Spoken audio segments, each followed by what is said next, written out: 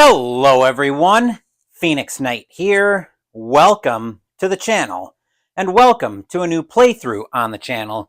We're ringing in another Mythos Monday, and I promise I won't sing that to the tune of Manic Monday, although I have tried. I just can't make it sound good, and I'm not going to torture you guys with my singing voice as usual.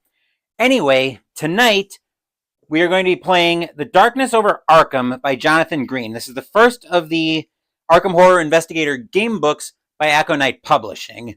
Let's take a look at the synopsis on the back.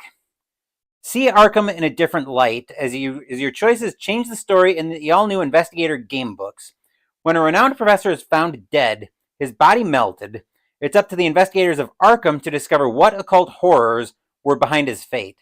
Pick your path, investigator, and collect allies along the way to hunt down his killer before they strike again. However, Arkham is full of mysteries, with many wishing to keep the truth buried, and who are hungry to usher in a new era full of death and darkness to devour the world you know, as you know it. Can you stop it before it's too late? Well, we're going to find out soon enough. The investigators that are eligible to be selected in this book are... We have Rex Murphy, the reporter, Nathaniel Cho, the boxer, and in order to highlight tonight's investigator, and the third one, we are going to be playing tonight as Agnes Baker, the waitress. 5 willpower, 2 intellect, 2 combat. I don't know what those mean, but we'll find out soon enough. Health of 6, sanity of 8. Loss of health. If your health falls below 0, you'll suffer a penalty equal to it when using your combat value. And then loss of sanity, same thing when using your willpower. For a starting item, we've got Heirloom of Hyperborea. If you succeed in a test using your willpower, gain 1 resource. And we've got spaces for other items as well. And then abilities, major ability, Sorcerer. Once per adventure, you may use your willpower instead of your combat in a fight or test. Other abilities, which will become relevant later, Mystic, Sorcery, and Arcane Studies. Weaknesses, Dark Memories as her major weakness. Each time you spend a clue, roll a dice. That should be die. On a roll of a 1, Agnes loses 1 sanity. Other weaknesses, Haunted, which will probably be explained as they become relevant. I'll keep my character sheet down here. I've got my dice right here. We'll bring the dice cup over just in case I end up needing it. But I think we are all set here, so I still don't like the way this camera is angled completely, but it's probably the best I can get with it.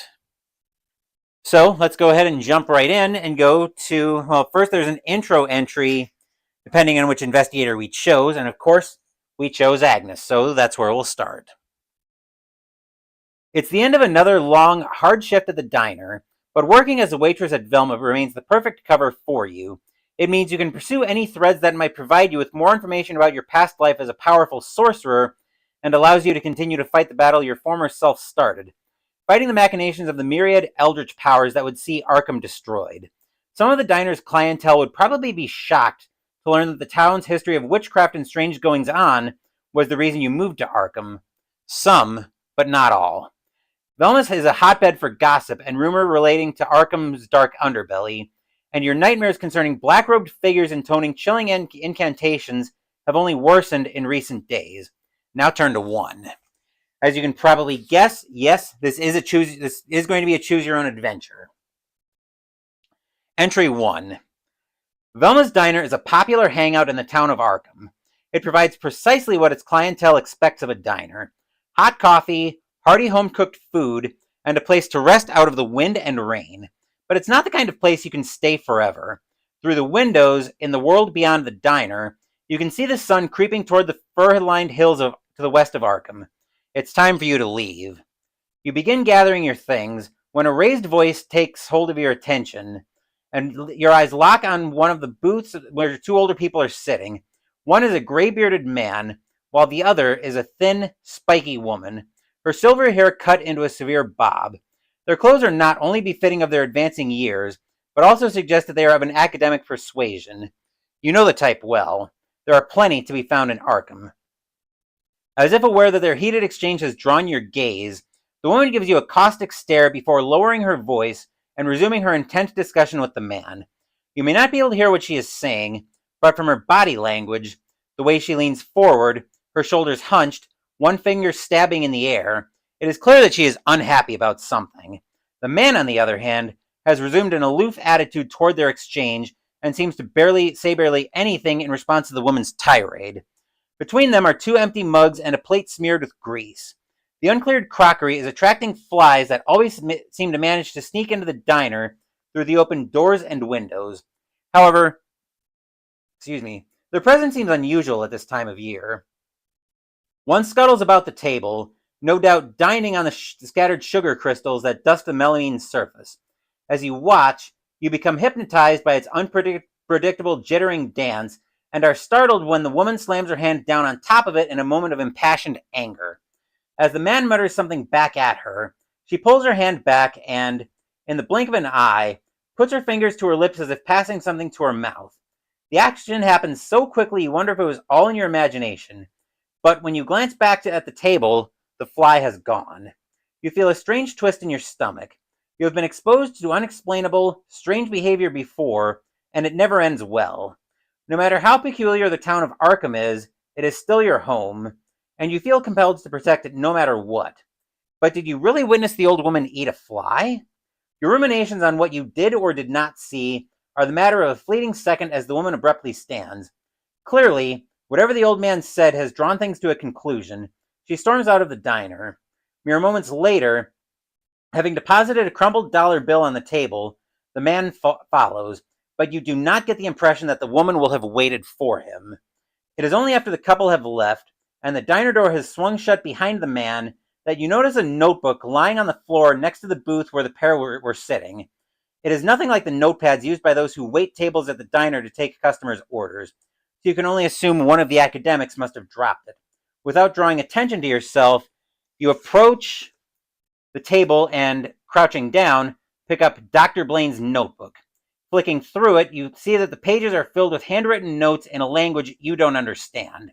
And I believe when an item is in brackets like that, yes, when it's recorded in square brackets like that, you can pick it up. So we'll make a note on our sheet.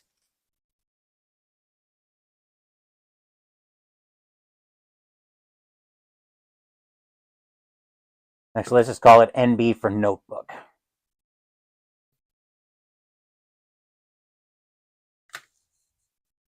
Okay. So now that brings us to a choice. If you want to take a moment to study the jotter more carefully, turn to 45. If you want to leave the diner in pursuit of the academics and return the notebook to its rightful owner, turn to 75. What to do here? So I kind of get the feeling that they didn't want to be followed. They didn't want us eavesdropping on the conversation. But on the other hand, we could definitely maybe learn more about what we see here. Still, I think we're going to be honest and actually return the notebook to the rightful owner. So we'll turn to 75.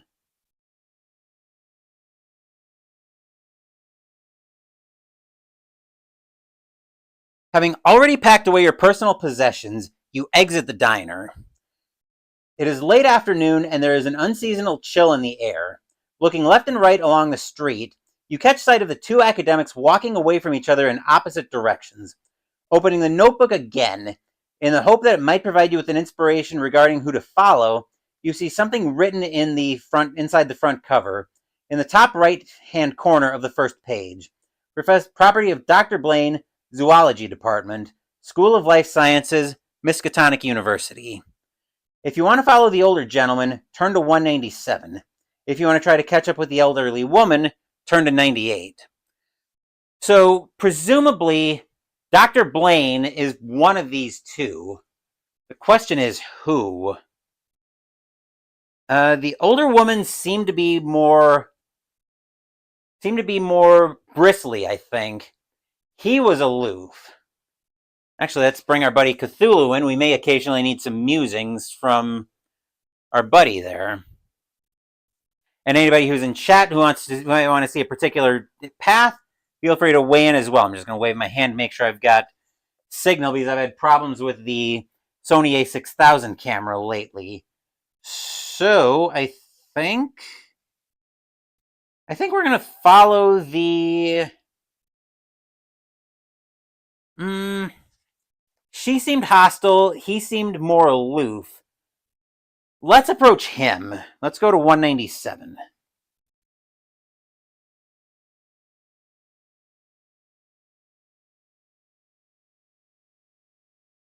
Heading left along the street, you hurry after the old man, waving the notebook in the air as you call out to him. However, he appears deep in thought and is walking quickly, for he disappears around the corner of a grocery store at the end of the street without hearing you. You keep on to the end of the street, where it joins a busier thoroughfare. Cars, trucks, and buses pass you in a constant stream of traffic, but there is no sign of the old man. Could he have disappeared into one of the many buildings that line the street? Or perhaps he boarded a bus. No matter what the truth may be, you are unlikely to relocate him wandering up and down Peabody Avenue. You have a much better idea anyway. You glance at the inscription inside the front cover once more, and determine to make your way to Miskatonic University, where either you can leave the notebook there for its owner to collect, or perhaps even bump into the mysterious Dr. Blaine yourself. Turn to 227. So apparently neither one of them was Dr. Blaine. But let's see what we can find out. By the time you arrive at Miskatonic University, dusk is falling and the chill in the air leaches the warmth from your bones.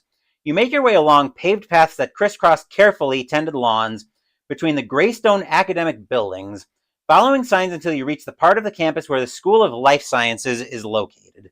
From there, you make your way through dimly lit corridors, redolent with the smell of decaying wood pulp and tobacco smoke, until you find yourself in a corridor at the top of the building, standing before a walnut-paneled door. Secured to the door is a brass name plaque. Dr. D. Blaine, Professor, Department of Zoology. Lying on the carpeted floor of the corridor is a handkerchief. Bending down, you pick it up and see that it bears the embroidered monogram, DB. Add the handkerchief to your character sheet if you wish. And I do, because that might be a way... That might end up being a way we introduce ourselves to Dr. Blaine, where we're like, oh, we've got your handkerchief.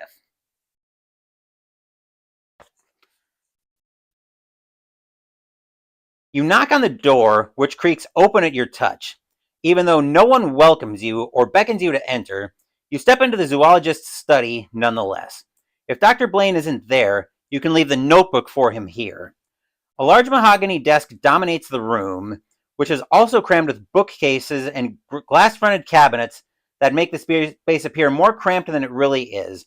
Sat at a chair behind the desk and facing the door, you recognize the gray-haired old man you saw arguing with the spiky woman, except that he isn't sitting.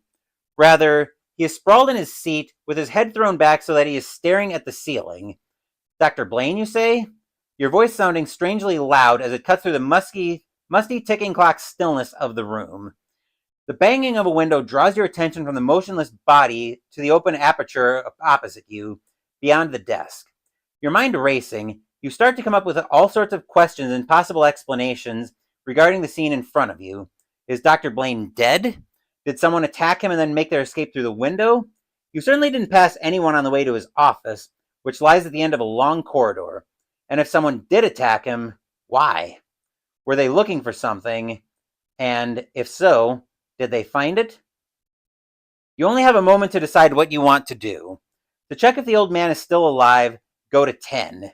To run to the open window, turn to 52. To search the study for clues, turn to 33. I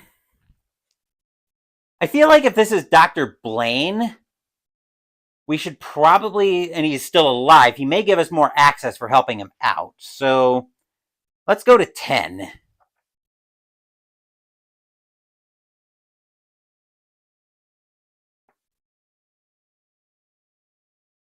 Warily, you approach the body. The man doesn't move, and you feel an icy sensation creep down your spine. Is he dead? His eyes are closed, and you cannot see any obvious signs that he is breathing. However, neither can you see any obvious signs of injury. You know that there are some conditions that can give the appearance of death while the person remains alive. Perhaps this is the case here. You hope so. Steeling yourself, you reach a hand toward his exposed throat and press the tips of your fingers against his neck. The skin feels cold and clammy. You can't make out a pulse. Suddenly, the window bangs again in the wind, making you start, and you snatch your hand away. You doubt there's anything you can do for the man now, but perhaps you could get help, in case there's even the slimmest chance that he is still alive. If you want to get help, turn to 28. If you want to go over to the open window, turn to 52. Let's go check on that open window next. So go to 52. Okay. The window opens onto a slope of roof tiles. As you peer through it, out of the corner of your eye, you see something that is darker than the encroaching dusk heading toward the ridge of the roof above and behind the protruding dormer window. Could it be the old man's attacker? If you want to risk climbing out onto the roof after whoever or whatever it was you just saw, go to 102. If you prefer to check the body, if you haven't already, turn to 82, except we have checked the body. If you'd prefer to search the study in the hope of turning up something that might help you, turn to 33. Okay, let's actually go check out the study next. See if we can find something here. The study is a mishmash of all manner of academic clutter. Many piles of books and bundles of papers, but noticeably there are some models of curious-looking animals. What looks like the skull of one of the big cats in a dusty glass case, and the plaster cast of a footprint, but whether it is that of a great ape, a bear, or something else, you cannot tell. Your attention is next drawn to an arrangement of framed photographs on the wall to your left. Among them is an academic certificate in an ornate giltwood frame, declaring that Devlin Blaine has a doctorate of philosophy in zoology.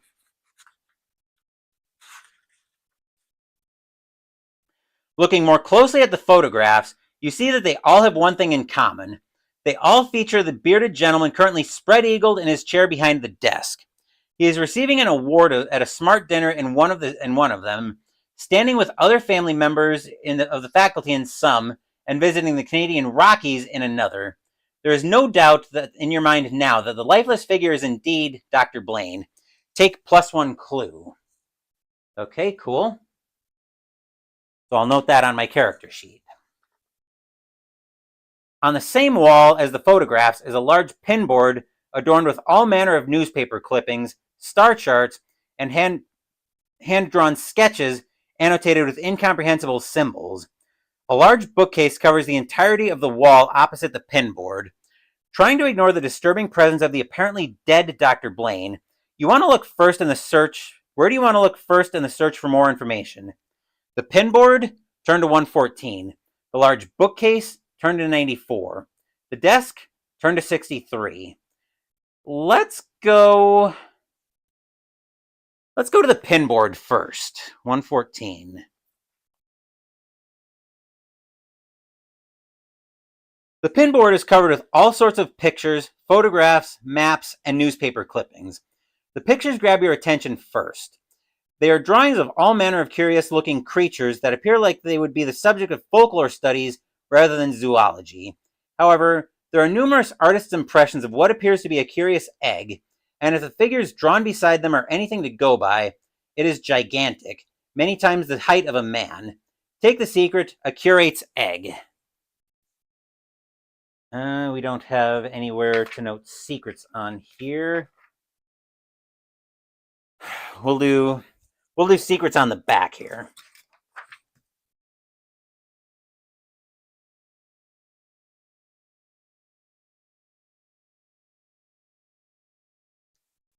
Oop.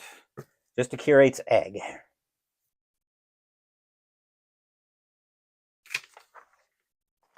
There we are. The photographs all seem to have been taken in a jungle somewhere and feature a party of explorers. Among them is a much younger version of the man whose body is currently keeping you company in Dr. Blaine's office. The various newspaper articles all appear to relate to reports of unsubstantiated witness accounts of curious phenomena in and around Arkham. Most prominent among the maps is one of the town. A selection of places have been circled using a red wax crayon, but most of them show no indication of what might be there. There are 2 circled locations, however, that pinpoint specific buildings. One is a house in French Hill District, and the other is Miskatonic University itself, where you are right now. Take +1 clue. That'll bring me up to 2 clues.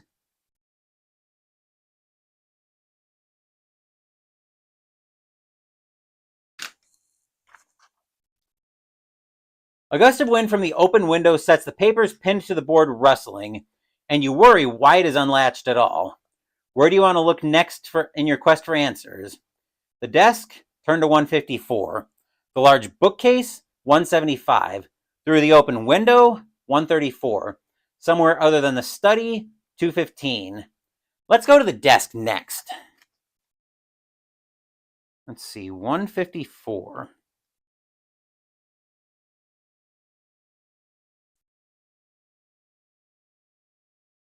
You feel uncomfortable rummaging through the things on Dr. Blaine's desk with his body spread-eagled in the chair beside you, but you need answers. But rather than answers, all you uncover are more questions. In one drawer you find a lighter, in another a loaded pistol, and in the third a half-empty bottle of whiskey. If you want to take any of these items, record them on your character sheet and +1 resources for each item taken, then turn to 215.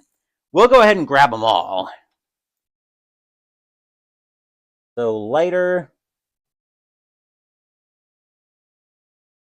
pistol,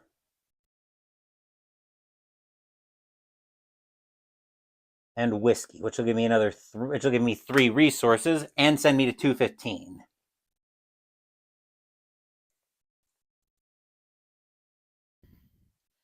You are abruptly aware of pounding footsteps coming down the corridor toward the study, and in the next instant, 4 police officers burst into the room, followed by a jittery-looking member of the science building's secretarial staff. "Hands in the air," the burly sergeant leading the cops shouts, and you do as he says. His eyes flick between you and the body in the chair, and appalled horror creeps across his face with what feels like agonizing slowness. Turn to 262. Hopefully this ends up with us being innocent. Let's see, 262. Because we just walked in on this. He was already dead when we got here. Before you know it, the gruff sergeant is informing you of your supposed crimes while his rookie colleague goes to handcuff you. You are the chief suspect in what has suddenly become the homicide of Dr. Blaine of Miskatonic University's Life Sciences Department. If you would rather go quietly, turn to 282. If you'd rather resist, turn to 299. Oh, as much as I want to resist here, I have a feeling we're going to learn more if we just go quietly. But, this could end up badly this could end up going very badly here if we try to resist arrest. Let's go to let's go to 299. I feel like we'll try resisting arrest. We'll see what happens there. 299.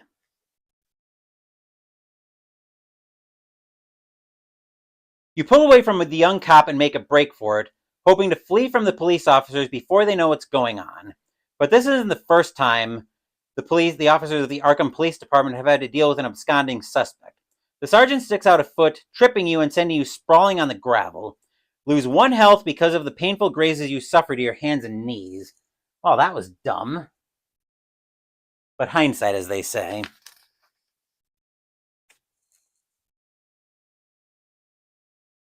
Before you can pick yourself up, the cops drag you roughly to your feet, cuff your hands behind your back, and bundle you into one of the police cars, which then carries you across town to the police station in Easttown.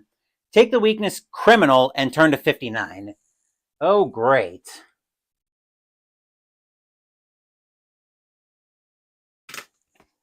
That was dumb on my part, but oh well.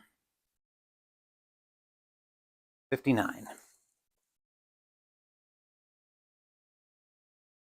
On reaching the police station, you are rough-handed until you are standing in front of the custody sergeant, ready to be processed and charged, before finally being locked up. Unfortunately, no one seems interested in hearing your side of the story and your claims of innocence, and simply being in the wrong place at the wrong time go unheeded. If you have a pistol, turn to 39. If not, turn to 19. Well, we do have a pistol, so that's going to probably make it worse for us.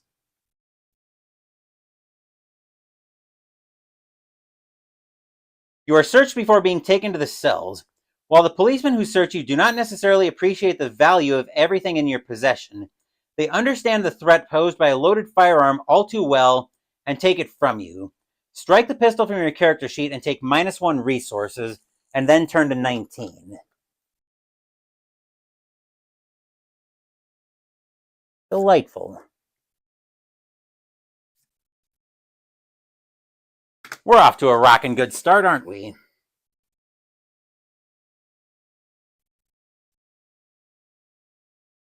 Your fingerprints are taken. Record your inky fingerprints on your character sheet, and you soon find yourself locked in a holding cell in the depths of the Easttown police station with all the other ne'er-do-wells who have been arrested this evening.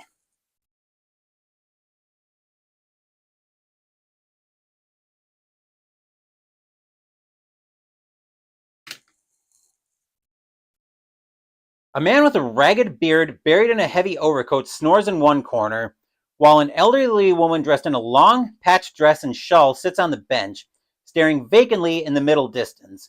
From one comes an aroma of alcohol and worse, while the other projects an aura of faded splendor. Her shawl, clothes, jewelry, and even her face giving the impression that they were all gorgeous before impecunity and a life of hardship ravaged their beauty. You resign yourself to a long wait before being able to speak with anyone who might be able to help with your current predicament and take a seat on the bench beside the woman. Rather unsettlingly, she is muttering to herself. He doesn't trust that Professor Nidus, you know. She looks at you then. Her of the Life Sciences Department. Doesn't trust her one bit. And he's not too keen on that Dr. Waugh either. He's an, what do you call it? An astrophysicist, she says, breaking the word down into its component parts. He works at the Warren Observatory, but hardly ever leaves his office. Who doesn't, you ask, unable to help yourself? Trust them, I mean. Dr. Blaine, of course, the older woman says with a chuckle, giving you a nudge with her elbow. How much does she know about Dr. Blaine and his associates? She suddenly grabs your hands in hers, and her demeanor changes. She fixes you with a penetrating stare. I see darkness in your future. Well, apparently she knows Agnes and her adventures with me in the Arkham Horror files. You gasp at this rather unexpected turn of events. Her behavior both perturbs and intrigues you. If you want to pull your hands away, turn to 99. If you want to leave them where they are and see what happens next, turn to 159. Well, we're obviously not going anywhere for a while being in this padded cell, and maybe we can get some more information from this, so let's leave the hands where they are and see what happens next. 159.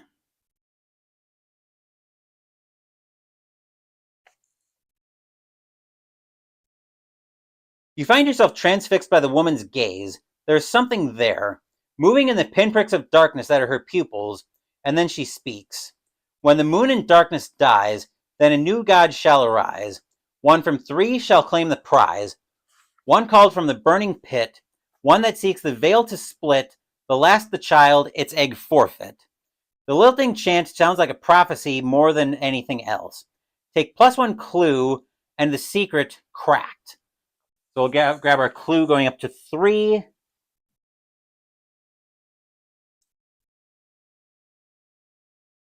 And the secret cracked.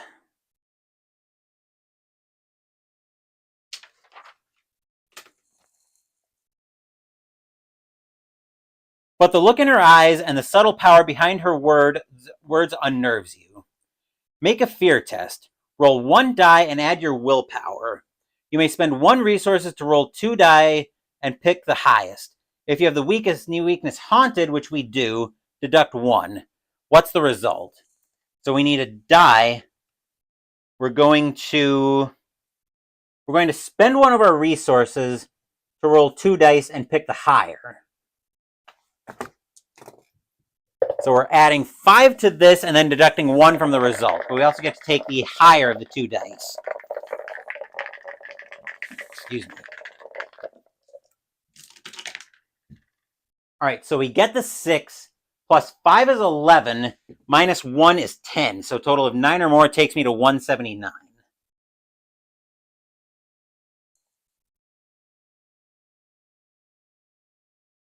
Despite what she's telling you and the look in her eyes, you find the strength to maintain eye contact with Asiris. Beware the Shadow Summoner, she says, her voice a rasping, guttural articulation that does not sound altogether human. Seek the blade, though you will have to move heaven and earth to find it. The old woman's shoulders suddenly sag, and she releases her grip on you, her hands falling into her lap. Her reading has clearly left her drained, and she does not speak another word. Take the secret, wisdom of the ancients.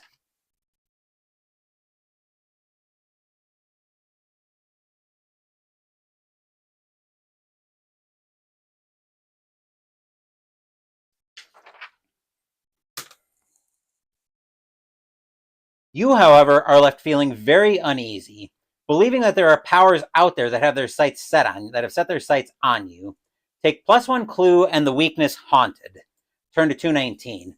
So we definitely got the clue back that we spent into this. Actually, it was a resource that we spent, but we're up to 4 clues now. And we're turning to 219.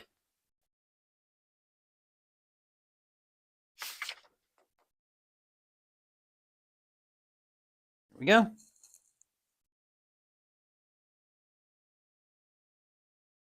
You have been in the holding cell for an hour when a police officer appears before the bars and calls your name.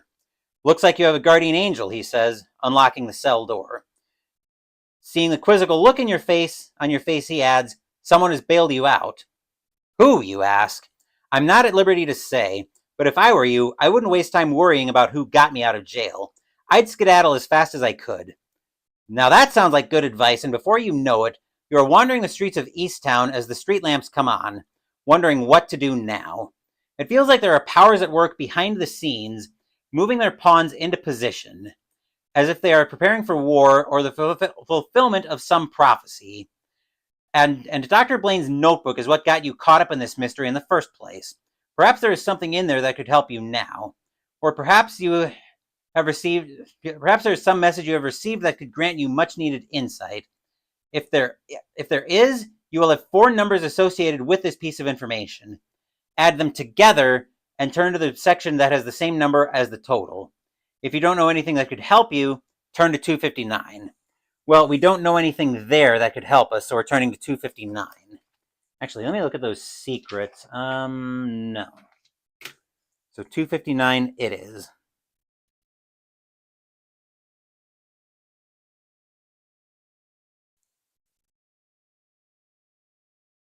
Your investigation appears to have hit a dead end. With no idea on what to do next, you have no choice but to go home. But as you walk the dark streets of Arkham alone, you cannot shake the feeling of impending doom that has settled over you. Take the secret, dead end. The end. Well, that ended up being a pretty short adventure. But I did like watching the story of that one unfold, even if it ended up being a short adventure. And sometimes that's just the way it goes in this world. That will do it for this playthrough of The Darkness Over Arkham. There's a lot more of that to explore, though. We, however, are not done yet, as I've gotten a pair of deliveries in that we're going to unbox on the channel once I get all of this cleaned up. I'm just putting my dice away.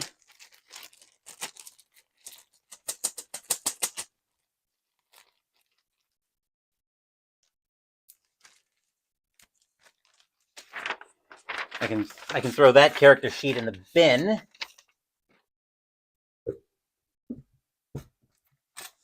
And now we'll get everything out for an impromptu product unboxing.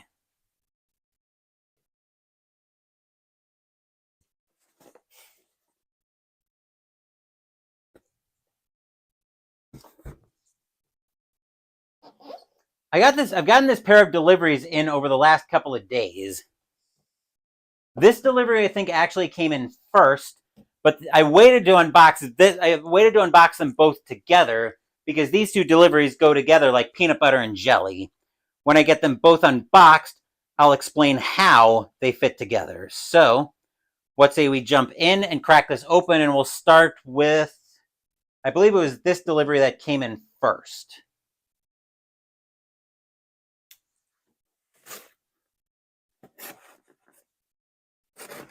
Fortunately, they're both Amazon deliveries, as you can see. Unfortunately, there's no obscene tape job with Amazon. Okay, good. I picked the right delivery that came in first. So in here, we're greeted by craft paper as usual. But what we're greeted by is the core rulebook for Star Wars Force and Destiny by Edge Studios. When I was up at my local game store on Saturday, I picked up the starter set for this, so I do have the dice as well. And actually, it's pretty well busted up, so we'll crack into that in a second. But, and of course, it starts off with a classic line, a long time ago in a galaxy far, far away. Darkness engulfs the galaxy. Under the rule of the Dark Lords of the Sith, the Empire controls countless star systems through fear and oppression. With the Jedi destroyed, Seekers and Sentinels, Wardens and Warriors, Pathfinders and Peacekeepers must learn to use the Force and restore peace and justice to the galaxy. What if I don't want to? Learn the ways of the Force and embark on your own adventures in the Star Wars galaxy with the Star Wars Force and Destiny role-playing game. This complete tabletop role-playing game dives into the struggle between the light and dark side of the Force in a time of galactic civil war. Crafted lightsaber, free the oppressed and downtrodden, and duel dreaded agents of the Sith in the conflict to bring balance to the Force. This core rulebook includes a dynamic dice mechanic that goes beyond success and failure to enhance narrative gameplay, full rules for playing 6 careers, 18 specializations, and 8 species, enabling flexible character creation and development, morality rules to invest player characters in the story of Force and Destiny, starship combat, customizable equipment, Force powers, dangerous adversaries, and much, much more. I'll go ahead and crack this open since I don't want to bother, since I'm not going to worry about that later. I'm hoping there might be a source book somewhere else in the universe where I can play as Sith characters. But let's see what I've got in here. I'm just going to kind of thumb through it a little bit. And we've got the introduction, yada, yada, yada, all the rules there. Character creation.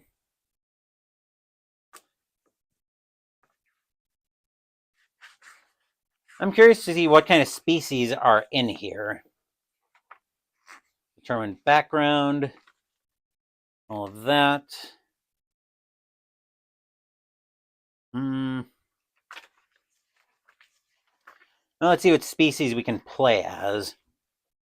We can play as Saurian, which I forget what they are. Humans, of course. Keldor. Oh, right, the Saurians are these. Mirialan. Nautilans. Togruta, so basically not a Shara Zavros, Ahsoka. That's the character I'm thinking of. Twi'lek and Zabrak. So I'll have to do a little bit of digging, see if I can come up with a source book to be able to play as Sith characters. But that's Force and Destiny. So now we've got this delivery as well, and we'll see why these fit together in a second.